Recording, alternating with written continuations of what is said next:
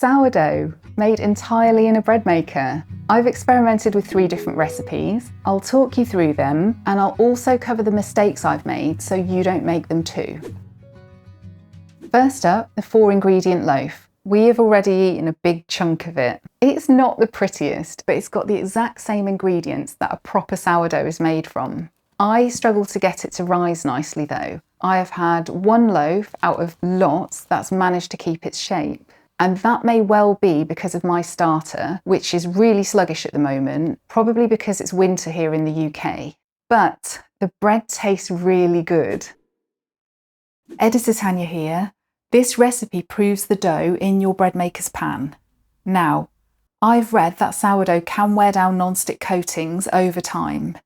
It doesn't always happen, but bread pans are expensive to replace. So if you're at all concerned, I will link to my other method where the dough can prove in a bowl instead, although that one isn't a full bread maker recipe. All 3 loaves go through rest, knead, rise and bake steps.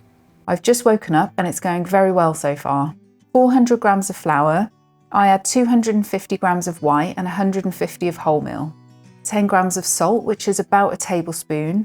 I use kosher, you'll want to reduce the amount for sea salt. 270 ml of water and 80 grams of sourdough starter. I feed mine the night before, so it's not at its peak when I use it. Into the machine, I'm using a bog standard dough program that takes 2 hours and 20 minutes. It doesn't include the baking. Once that's finished, I then select a program that will keep the dough warm so it can rise. You may not need to do this depending on where you live. In the summer, I can just leave my machine or turn it off, but not in the winter. Panasonic bread makers often have a 24-hour sourdough starter setting. I sometimes use that, or I use the rise setting, which is a bit warmer. I'll pop the temperatures up on screen. The rise is completely dependent on temperature, so I can't give you exact timings. It varies from day to day, and it is currently another 2 to 4 hours on top of the dough program. I need to catch the dough when it is just over halfway up the pan. At that point, it will mostly keep its shape as it bakes. I bake for 1 hour and 10 minutes, and that gives me a good deep colour. The loaf comes out square and squat, but it slices up nicely. The trouble is though, I rarely manage to catch the dough at the 60% point, and when it rises higher, even just a bit, it then collapses as it bakes. And this happens even if I use my starter at its peak. I know other people have had success with this method, and if that's you, could you leave a comment below with your room temperature and rise time? It would be nice to compile a list.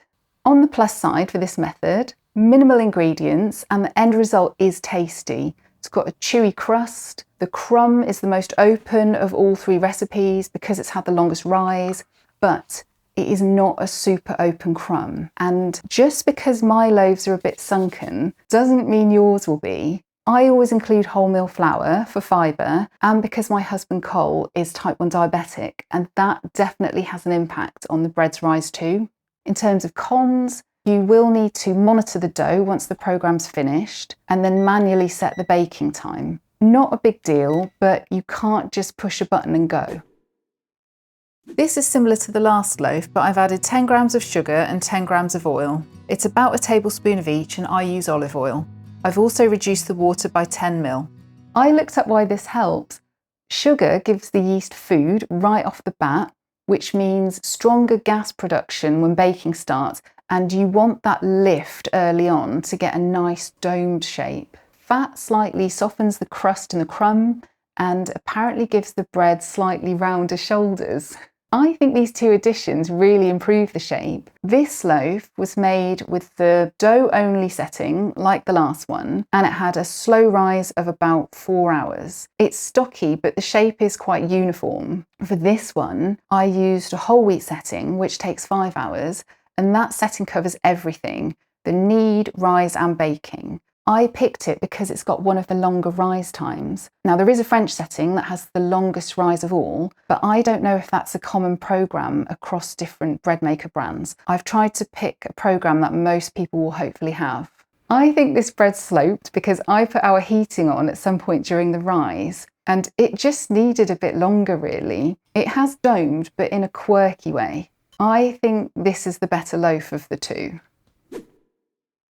This might be controversial, but I have added yeast along with the sugar and the oil, and look at it.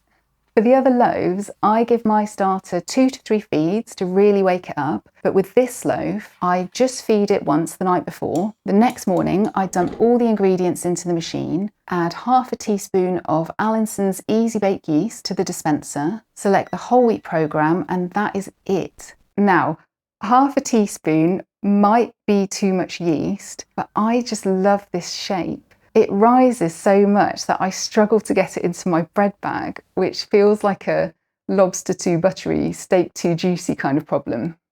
The yeast gives the dough a fast and forceful rise at the beginning of the bake, which is why this loaf has the biggest dome. And I really like this wave or crest. I do get that if you maintain and care for your own sourdough starter, you might be thinking, well, I don't want to add store-bought yeast, and you don't have to, but after making so many sunken loaves that ended up with almost cat-like ears when I sliced them up, I thought, how can I get a better rise and more of a domed top? And can I dump the ingredients, push a button, and do nothing more? Well, this is the way. The other two methods work, but they benefit from a slower rise, so they are a bit more hands-on. There's always going to be some sort of compromise when using a bread maker from start to finish for sourdough. Overall, I still prefer just making the dough in the machine, shaping it myself, putting it in the fridge overnight, then baking it in my Dutch oven the next day. I've got a video on that, and some people seem disappointed that it wasn't a start to finish bread maker recipe. I get it, it's a lot of steps, but if you prefer a ball or a batard shape, you are never going to get that if you bake in a bread maker. Those loaves also have a stronger, more sour flavour because of the overnight proof, whereas these loaves are a bit more mellow.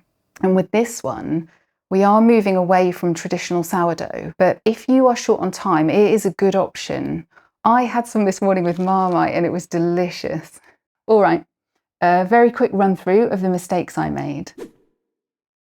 I timed it so the 4-ingredient dough would rise overnight on the more gentle sourdough setting. I knew it was really going to climb up the pan, so I rested some cling film over the tin as insurance, and also to stop the dough from drying out and getting a skin. The cling film did its job, but if you do this, I would highly recommend oiling it first, because when I peeled it off, the dough stuck to it and completely lost its shape. I tried to get the dough to rise by putting it in my airing cupboard. This can work well if you're going to shape the dough later, but if you're just preparing it for baking, moving it from the airing cupboard back to the kitchen, a very short journey, made my dough go all bubbly, then it collapsed. The 4-ingredient dough is quite fragile, and that is why people stretch and fold and shape to build strength. So best to leave the dough in the machine if possible. I wondered if a fermento least step would help with strength. That is basically mixing the flour, water and starter in a separate bowl to get things going. Then an hour later, the dough goes into the bread pan with some salt. It made absolutely no difference and created more washing up, so I wouldn't bother.